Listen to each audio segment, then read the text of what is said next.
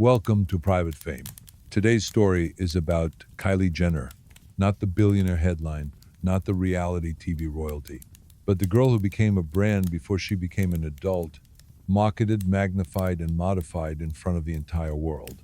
She didn't just sell lipstick, she sold a fantasy one shaped by filters, filler, and fame.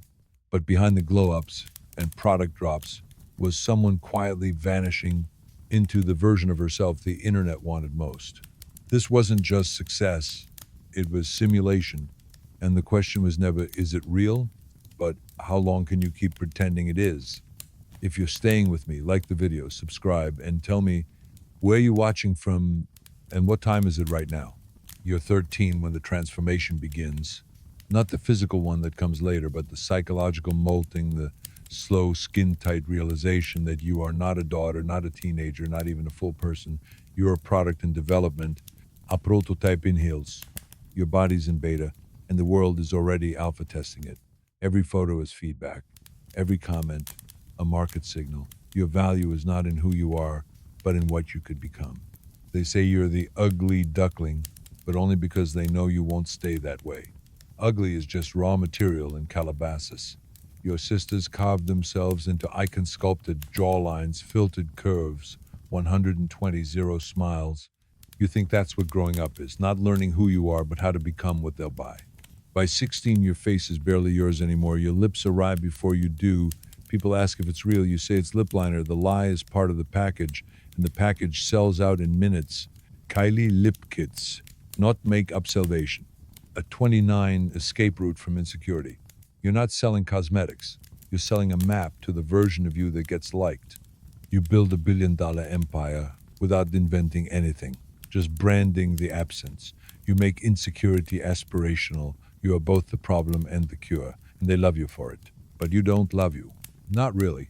Because no matter how many followers you gain, how many digits appear in your net worth, the math never adds up. The more people love the image, the less you recognize the reflection.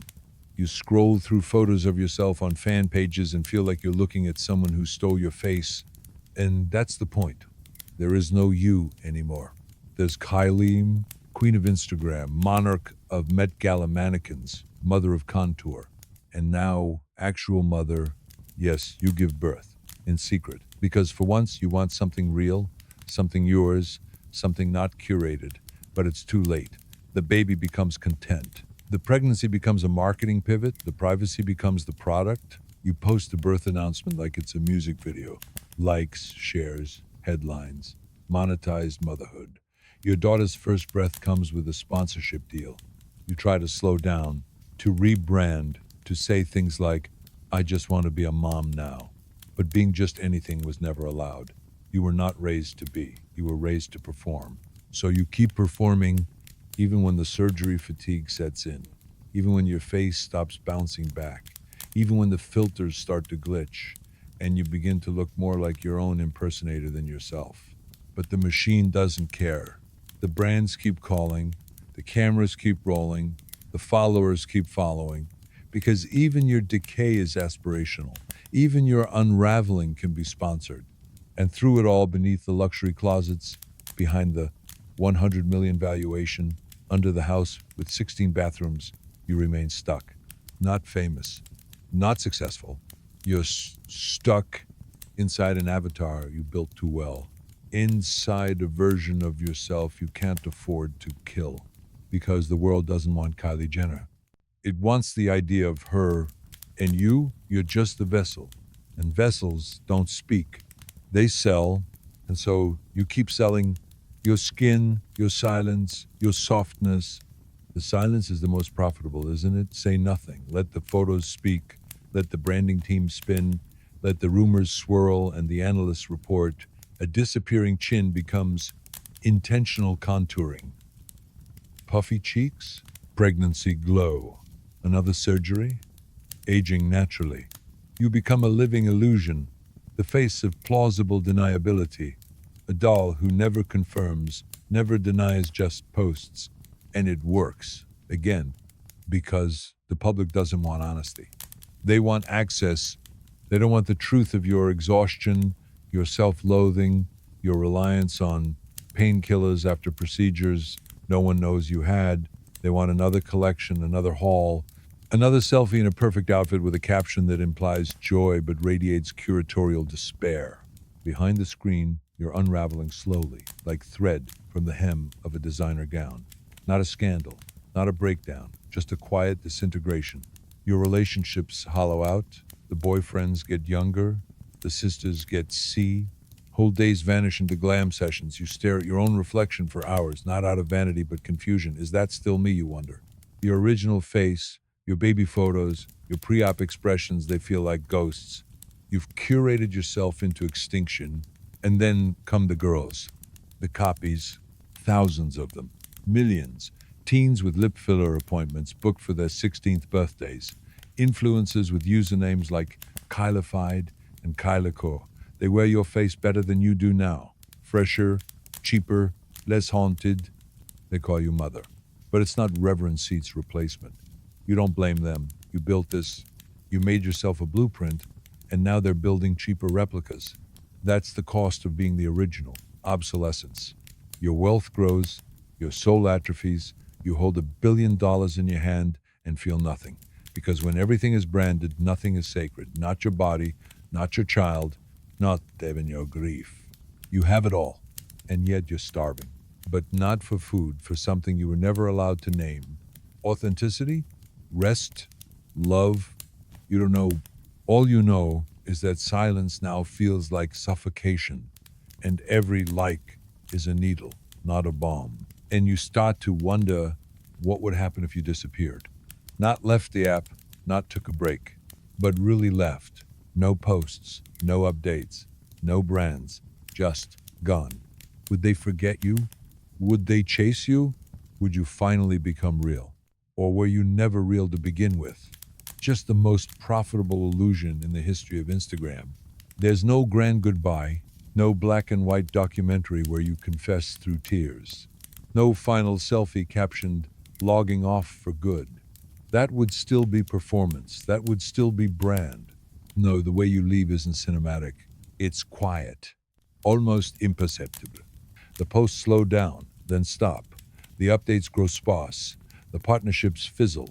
Your name still trends, but now for what you're not doing. No appearances, no new launches, no drama. Just absence. And for the first time in your life, that absence feels like freedom. Not emptiness, freedom. Because what the world forgets about fame, especially your kind of fame, the surgically enhanced, algorithmically optimized, postmodern mythology kind, is that it only lives as long as you keep feeding it, and you stop feeding it. The machine sputters. Whispers ripple through the influencer community. Is Kylie okay? Where is she? Do you think she's rebranding? But you're not. You're unbranding. You're unmaking.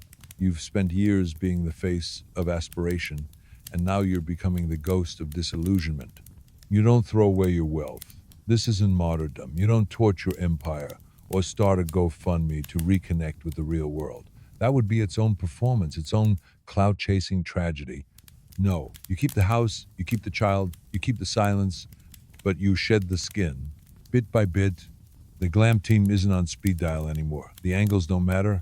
You walk outside without makeup, and the paparazzi still clinging like barnacles to your myth snap photos that go viral, labeled Kylie unrecognizable. And for once, that headline doesn't sting. It soothes. Because yes, you are unrecognizable, not just to them, to yourself. And it's terrifying. And it's beautiful. You start spending time in rooms without mirrors. You laugh more, but not performatively. You begin to grieve deeply for the years you spent building a monument to emptiness, for the surgery tables, the diet teas, the months spent slicing away anything that wasn't instantly likable. You grieve for the little girl who was taught that being looked at was more important than being loved. And maybe no one sees this version of you. Maybe no one posts about it. Maybe you fade from the feeds of millions and become, to them, a has-been, a relic, a warning. But in the quiet, away from the algorithms and audience, you become something you've never been before. A person, not perfect, not poetic, just present. And that's the most radical thing you've ever done. Good night, Kylie. The brand may sleep forever, but the girl, she finally gets to wake up. You don't keep photos on the walls. Not out of shame, but clarity. Because for so long, every room you entered came with your own face, staring back at you from campaign posters, from cosmetic packaging, from screens, from the filtered illusions of your past self. The versions they praised, reposted, replicated. The girl with the perfect lip line, the dead stare, the flawless artifice. You've looked at her long enough. You don't need her watching anymore. Now your walls are bare, or filled with things that don't care how they look. Scribbles from your daughter, Polaroids that aren't posed, art that isn't monetized. You start reading, not quotes about hustle or success, but fiction. Stories with characters that get messy, that fail, that bleed. You find comfort in them in their ordinariness, in their freedom to fall apart without it becoming a trend. You don't talk to the media anymore. They send requests, offers, one-time exclusive interviews. But you know how that ends. You know how they always want a headline, a trauma, a twist. You've learned the difference between being heard and being harvested. So you don't give them what they want. You give yourself what you need. You go to therapy, not for content, not for inspiration, just for repair. You say things out loud that you've only whispered in luxury bathrooms. Things like, I don't know who I am without attention, and I don't think anyone ever really loved me, just the version of me they could screenshot. The therapist doesn't react like a comment section. They just listen, and it breaks something open. You cry for the surgeries, for the lies, for the way your own reflection became a foreign language you never fully learned to read. You cry for the childhood that wasn't quiet and the adulthood that became a performance so loud it drowned out every real emotion underneath it. You cry because there is no award for surviving being Kylie Jenner. Only silence, only space, only life, finally unsponsored. You don't vanish entirely. That would be too neat. You show up at school pickups, you're seen in blurry TikToks shopping for groceries. A podcast mentions you in passing. She really pulled back, huh? Wonder if she's okay. And the truth is, yeah, you're not okay. But you're not pretending to be okay either. You're real. And that, after everything, is the first time you've ever been something more than a brand. There is no comeback arc. There is no tragic fall. There's just this, a slow, quiet stepping away from the camera and the soft, staggering realization that you were never Kylie Jenner, not really. You were a girl who wanted to be seen. And final after being seen by everyone, you're ready to be known by no one but yourself. Sleep well, Kylie. You don't need to wake up for the world anymore. You already made it out.